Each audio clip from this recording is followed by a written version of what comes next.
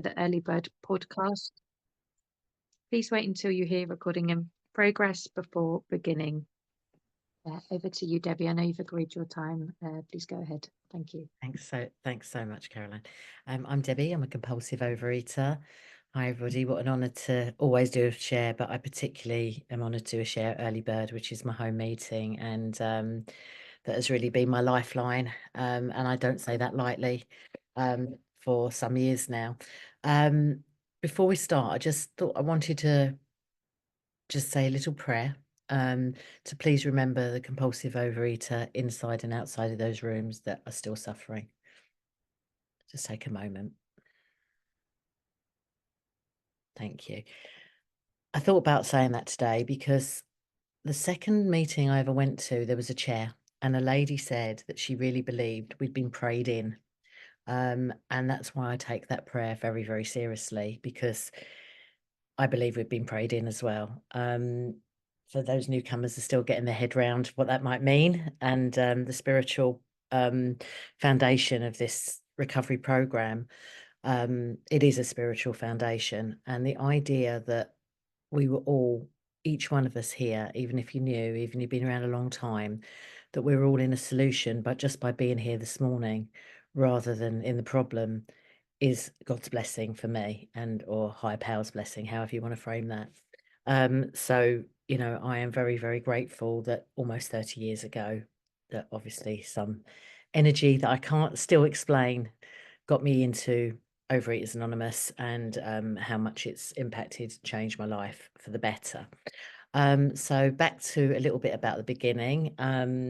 I don't know if I was born an overeater. I don't know if it's in the genes. Certainly, I can look at family members and look at their food behaviours and say very possibly yes. Or whether it was, being involved, being in a pretty dysfunctional home when it came to relationships with food, very, very unhealthy relationship with food. My dad was one of us, and never found the rooms, God bless him. I'm going to just pause and talk about my dad for a moment, because this is the seriousness of this disease. My dad died because he was a compulsive overeater.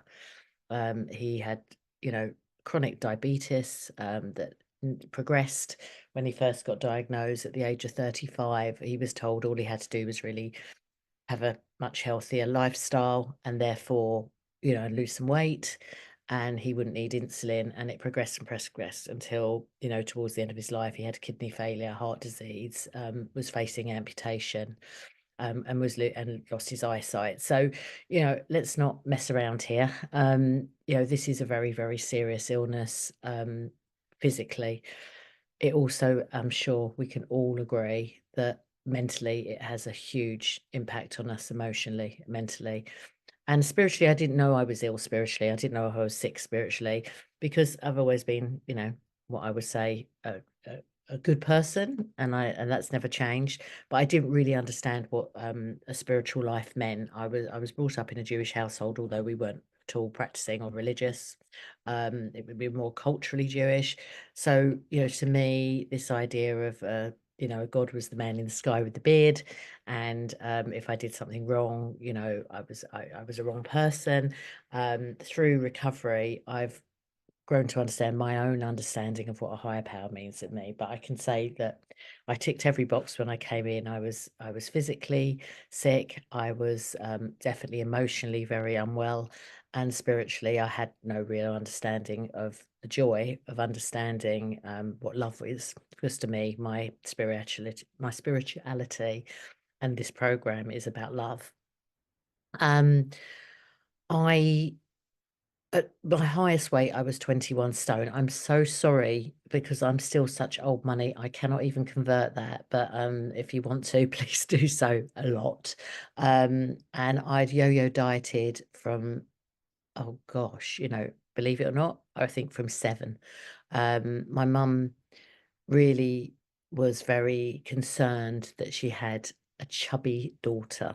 And I say the word chubby, it's quite sweet, because I was sweet and I was lovely, but I was told I wasn't. And actually, I wasn't even that overweight, but I was marched to Weight Watchers when I was 7.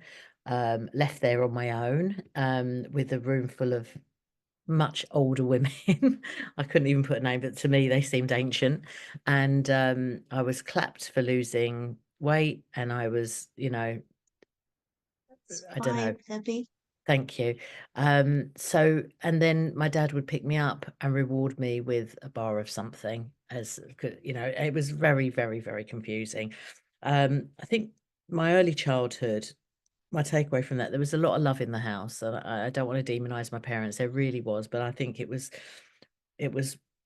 well-intentioned love, but really badly executed because they didn't understand this disease. But what it did is it created a sense of body shame that I've worn for my whole life. And I have to be honest, there are days through the work of this program where it leaves me and I'm neutral around it, and there are days it's still there. I think it's just deeply ingrained. So work in progress, even all these years on. I also, and I'm not really going to go into it because it's a very big subject, but I just want to sort of say, because I think there might be some people that relate to this. Sadly and regrettably, I was sexually abused from a very early age by somebody in the home, and that had a huge, huge impact of me detaching from my body.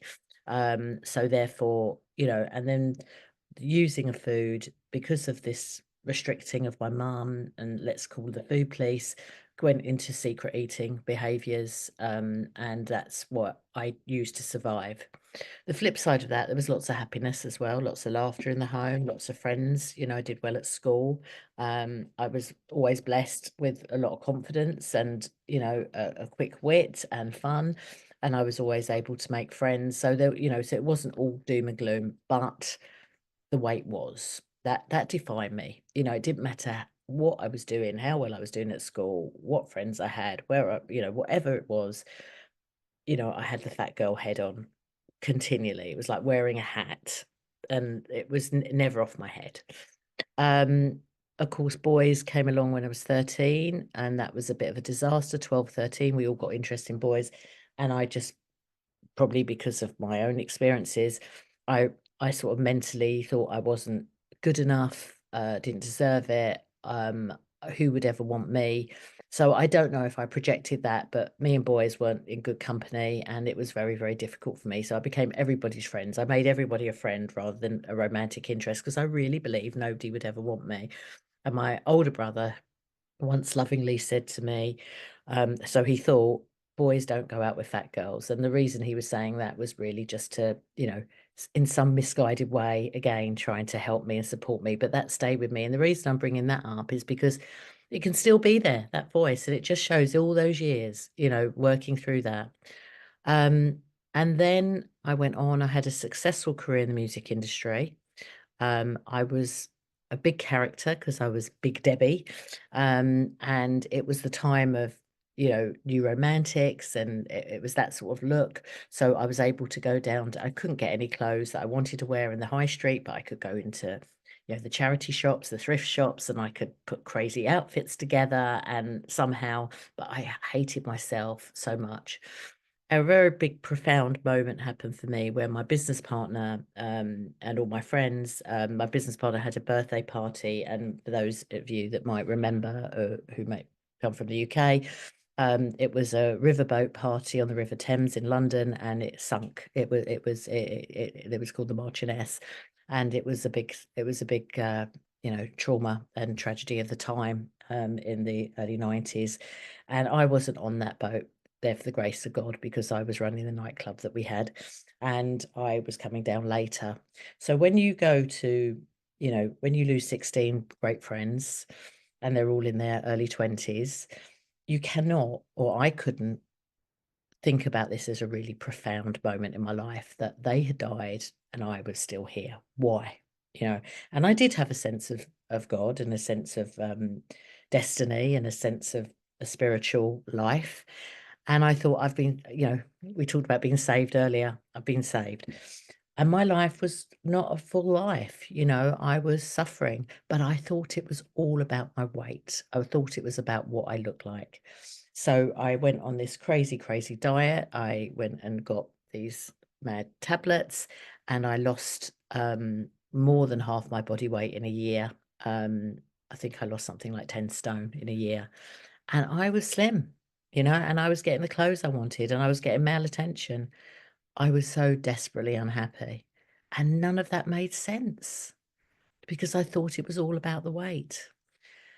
Simultaneous to that, I had a great friend who had to thank thank you. Had gone into the Mother Fellowship, did AA, and I'd seen this incredible change. And somebody had 12-stepped me about 2 years before, and I wasn't ready. They'd mentioned it, and I was shocked because I was like, "How have they noticed?" You know, I was slim at this point. How do they know? But I wasn't ready. Um, but in a moment of my last binge, I'm gonna say my last binge ever because I haven't binged in nearly 30 years, thank God.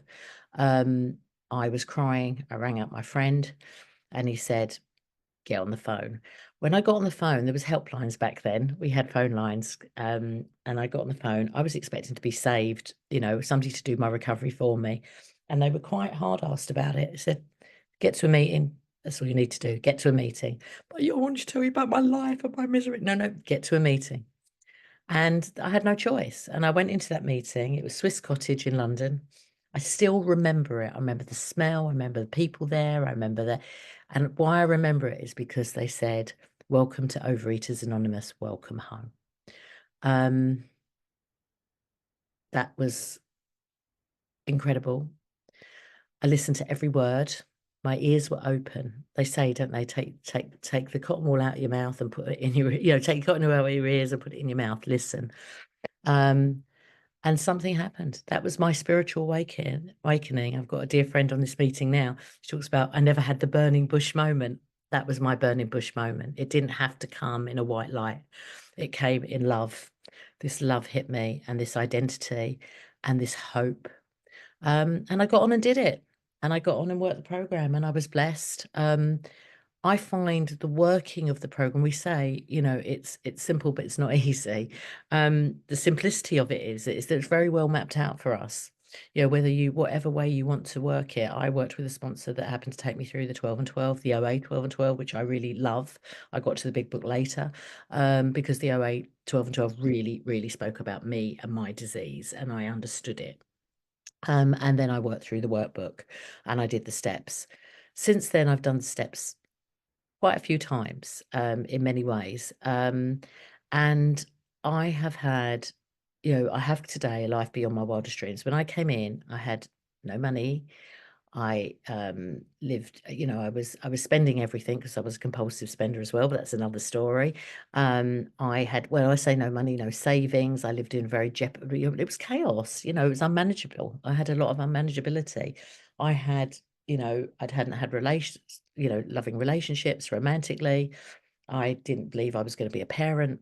And my life has actually now, because I live in my higher self and I try my very best one day at a time with the, you know, with all of you, with the community I have here and with my higher power, you know, life has been beyond my wildest dreams. Now, there's a caveat to that. Life is not perfect because I believe we're spiritual beings having a human experience. The human experience is really hard. You know, I think all of us, and I don't want to talk about outside issues, are going through a really tough time at the moment with world affairs and things that, you know, and the powerlessness around that. That's really, you know, been tricky and difficult because it's emotional. You know, we're triggered by life. But what OA has given me and what the 12 steps give me is how to cope and deal with life. Some days I don't. You know, I have not had a clear run. I'm not somebody that came in all those years ago, and I can say that I've never had a stumble or a slip. You know, I do say that it's progress, not perfection. And as I said, I'm going to say again, I was a binge eater beyond, well, I'm sure a lot of you that binge eaters understand what binges mean. For me to have that taken away from me on day one was the miracle. Having said that, you know, another dear friend here today talks about we have to stroke the tiger 3 times a day if we're doing 3 meals a day. So thank you. So is that a minute left? Thank you. So, you know, it's ongoing. I never stop learning. We talk about this as a program as one day at a time. I never stop learning. I always, there's something else that I'm being shown, and some days it's painful and sometimes it's joy, but I bounce back. That's the difference. When I'm in a bad place, I bounce back, but I bounce back because the way I'm held and loved in this room.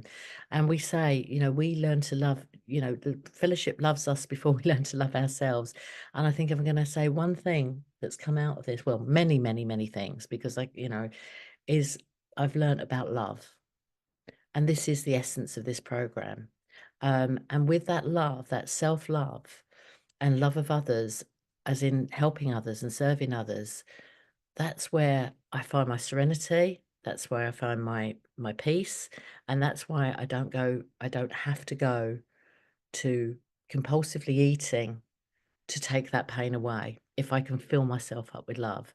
And I have to remember, and I have to go to the petrol station every single day. And some days I don't, Hi. but mostly I do.